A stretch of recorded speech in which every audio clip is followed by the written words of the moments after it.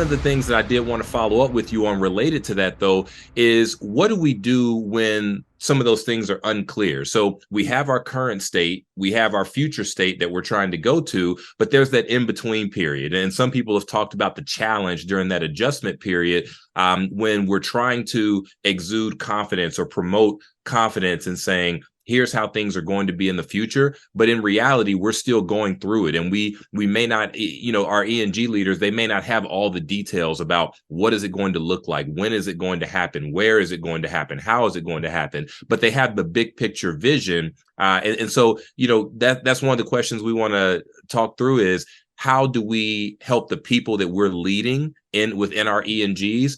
How do we help them feel confident in the change that we're promoting when some of those details are still not publicly finalized, so to speak? So first, I would say candor and honesty in your communication, right? What you know and what you don't know. And a recognition that this is challenging and it's difficult because there perhaps in this moment, as we're transitioning, more unknowns than knowns. And I know you're asking the question on how to inspire confidence. I think the precursor to that is allowing a time and the space for employees to share and recognize that it's difficult in the transition, right? And to listen to the workforce to understand what are they being challenged by, right? What is their emotional state as you're working through this transition?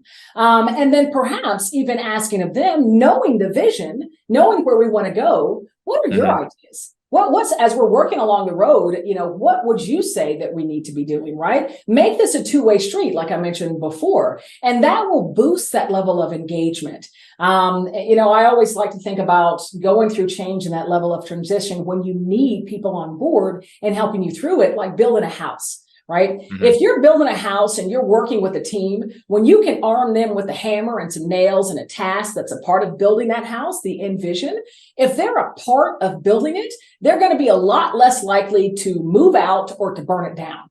Once it's done, right?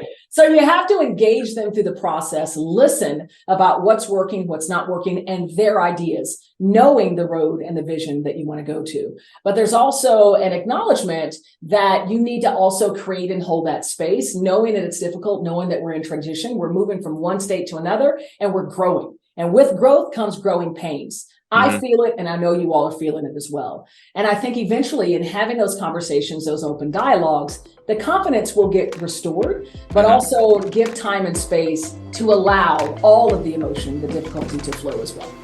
Awesome. I love that.